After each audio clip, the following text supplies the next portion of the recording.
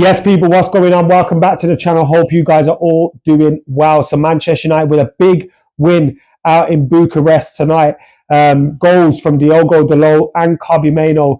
And I thought the key players for Manchester United were Alejandro Garnacho and Kobbie Mainoo.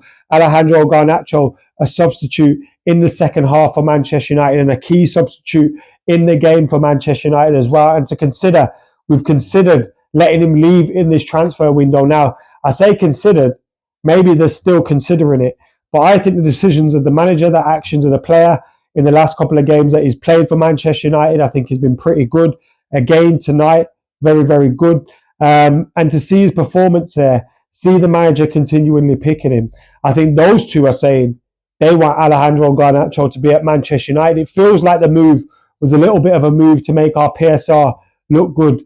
And I've been saying, I want Garnacho to stay at Manchester United. It feels really alien for me when Manchester United are a club that are considering selling one of their best young talents.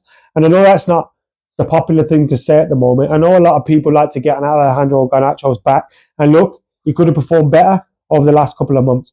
But also the sheer amount of games that he played, particularly for Erik ten Hag, the amount of football he was playing, the fact that he's a young player, the fact that he's done so much already, a goal in an FA Cup final for Manchester United, he won a Puskas Award, he's done all sorts. And people seem to think United shouldn't be keeping a hold of him. I think it makes sense. Of course, if the manager has a formation or a tactic where he doesn't think Garnacho fits, then fair enough. But I think Garnacho fits in a Ruben Amorim team.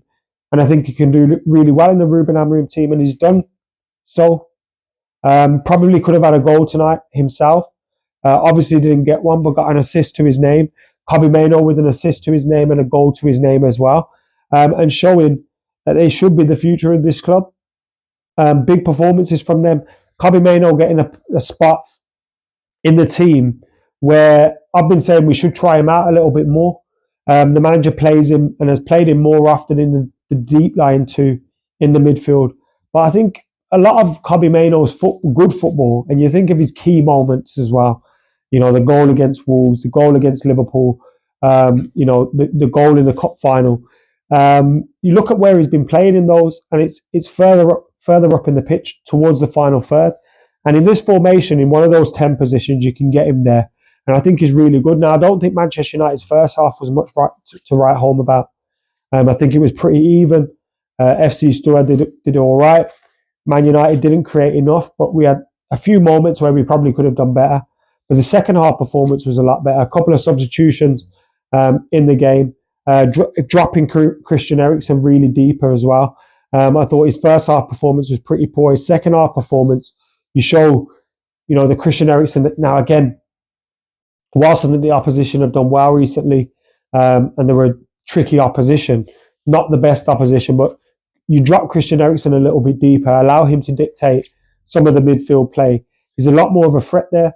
When you're playing him in the front three like we did in the first half, and he's trying to chase things and trying to hunt things down, he doesn't look so good.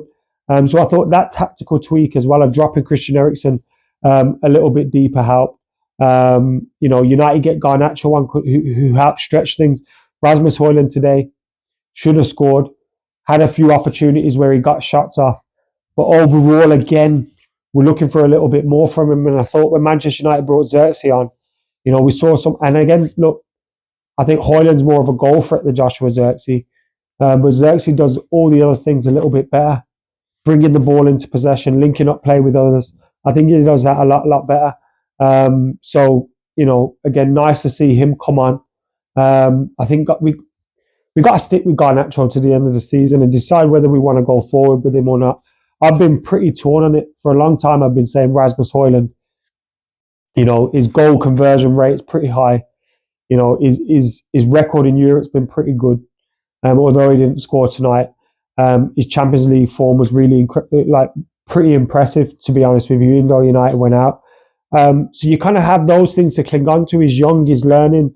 And again, we're not creating enough for him. But then there are times when you're looking at him and you're watching him play, and you're thinking, you've got to make that run a little bit better across the defenders and across the goalkeeper, or pick your runs better.